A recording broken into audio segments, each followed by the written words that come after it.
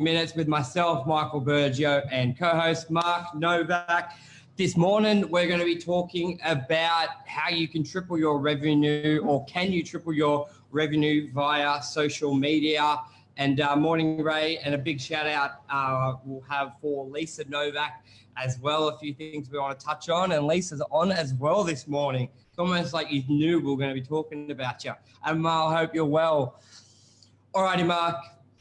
Yes, that's true. All right, Mark, let it rip. What do you reckon? Social media, this is not just for real estate agents. If you're in business, if you're doing anything, can social media help, Mr. Novak? All right, done. Yeah, it is.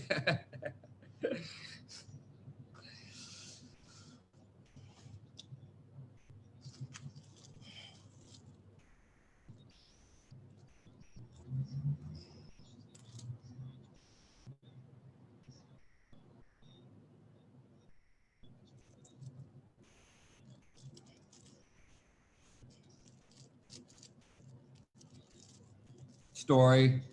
Yep, story achievement.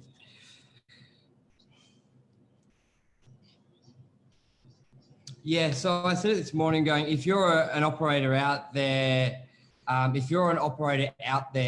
and you're wondering, where do I start? How can I start with content for social media? The way I was chatting to Mark, the way you should think about it is, what is simple to you and is common knowledge or your jargon is more than likely not simple to your consumer. And if they're interested in you and what you do, then create content on that. So nothing is too simple. Like, for example, we've done some of our best podcasts or episodics, they're called, through this channel, have been the most basic ones, like how to make an offer, what's an unconditional offer, and what's a cooling off period. So look at your business, look at what you do, and look at the simplest stuff, the simplest terminology you use, the simple, just think of simple. Pretend you're speaking to your child or a baby and create a video on that and push it out. That's how I'd sum up how to get started on social media.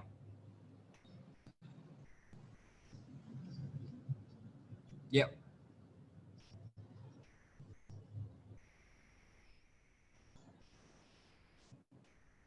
Hang on, can you hear, wait, at least, can you hear Mark now? Is Mark's audio on? Can everyone let me know if you can hear Mark?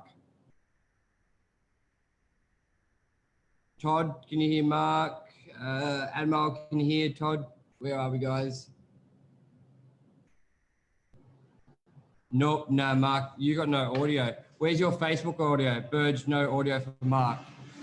Okay, no audio. So where's your Facey, your headphones? Okay, we're on it, guys. Fixing. Let us know if you can hear him now. It's all good because I was doing all the talking for the first couple of minutes, but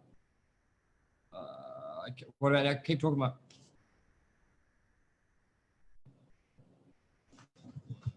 Can you hear Mark, guys? The audio going. Can you hear me now? I think I've got you now. Yep, I think I've got you now. G'day, Jeff. How are ya? Nope, still no Mark. Guys, can you got me on Facebook? Just want to let you know if you can hear me on Facebook. Nope, nothing. Nothing? Oh, now. Wait. Amal now? Amal? Oh, Lisa, no. Yeah. Great. Okay, yes. I think Ray, you're all right. Ray's on Instagram, but Facebook we had an issue. We fixed it now. Loud and clear, everyone. Yes. Thank you. Love you guys. All right, Mark. Go. All right. So the rise of Lisa Novak the last 2 years, basic to all of us at Novak, but a lot of people out there so intrigued by it that Lisa's been asked to speak at the biggest real estate conference in the world. It's called AREC, AREC. Google it. You'd be frightened. It'll be May or June, 1st of June, I think it is this year. So it's coming up.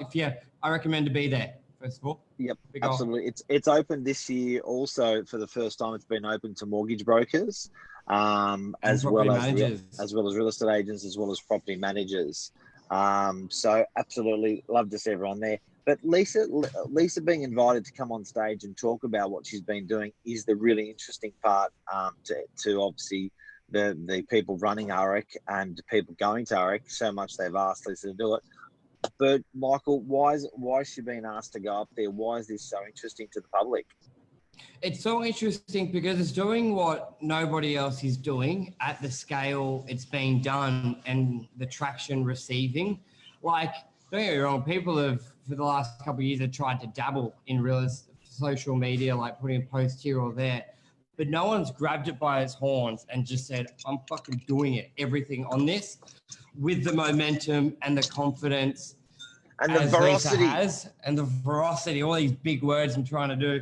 And it's just had phenomenal traction from an agent's point of view, but most importantly, from the clients. And I think that's the biggest thing, clients, for buyers, for sellers. It's something new and being done properly. And I think it's one of those things where people are like, they're just like, why did I think of that? But they're like, I want to do that. I can do it.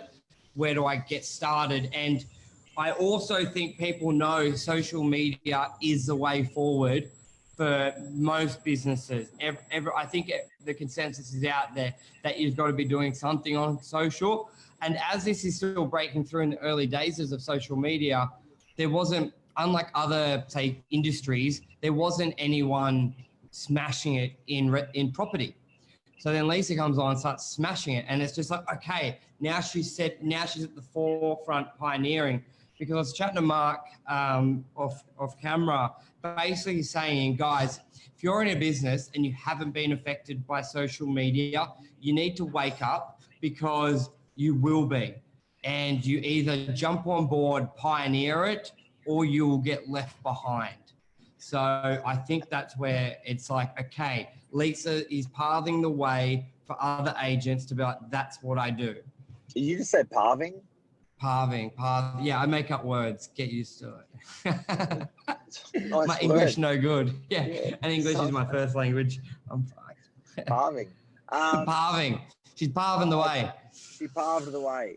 I think what's really interesting for a lot of people is, and this is the common question that Lisa gets asked and I get asked and we all get asked, is people think, yeah, I can do that.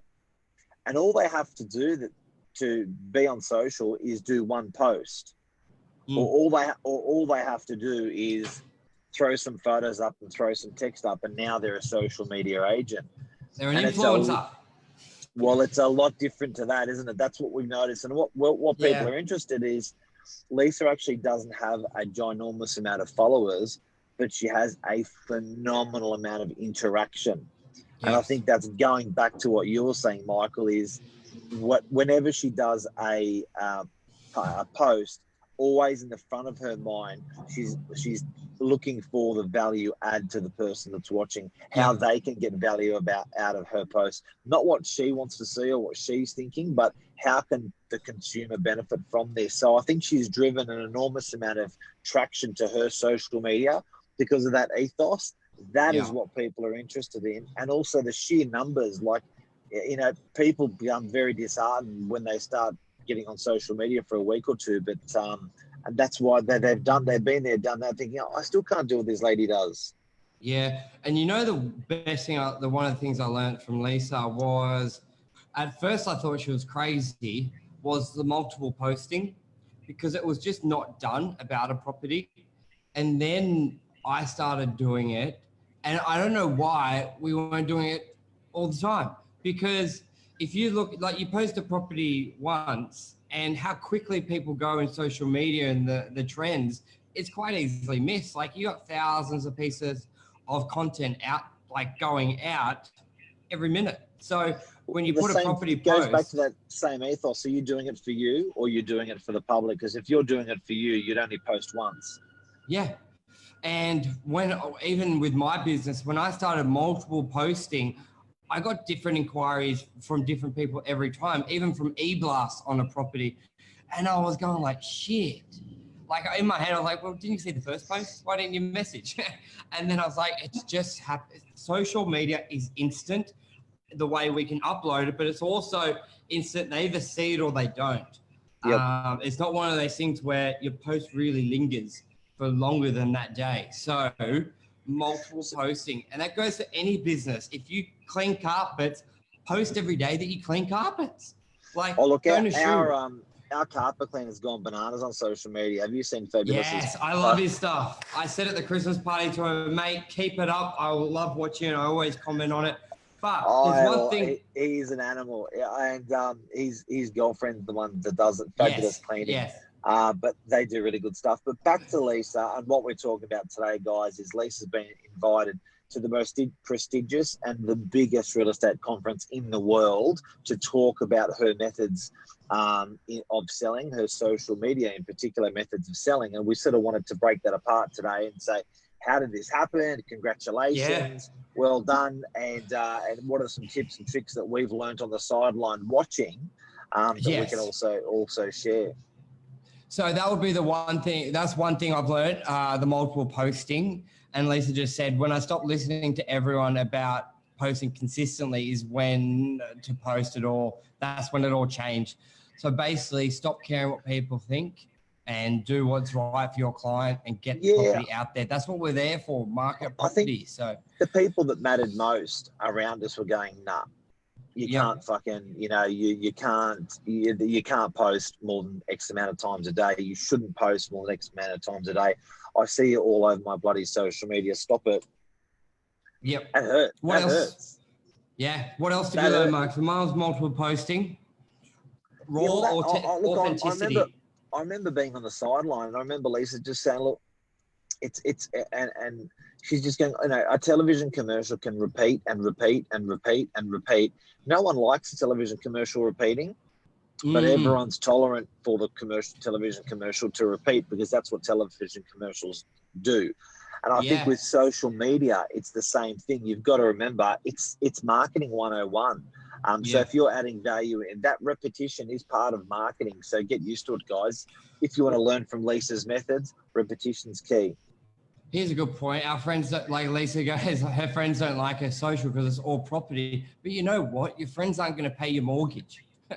So when times are tough and when you've got no listing. So but when your friends buy a property, you're like, that's why I do it. So at the end of the day, the friends who complain or unfollow you, they're not your friends. Well, they still are, but they just don't want to see property. They're not interested, which is proof that they're not going to pay your mortgage when times are tough. So you need to be going to that channel because as much as you think your friends aren't buying, it's bullshit. The amount of people who contact me for general real estate advice or friends, and they're the ones I want to help. Like we get into this industry, and a lot of the people that we help and we do phenomenal results for and we work really hard for aren't friends or family. So you love to be able to take all of that and help friends and family. And I find by posting on the personal page, jogging their memory that you do real estate and that you're here to help, that's probably a big thing. I don't care if I lose 10 friends or 100 friends if I can help the one friend because I'm putting content on my page. And it's not the content that they may like, but that may resonate. It's just me in real estate, then they contact me about something else, which is really key.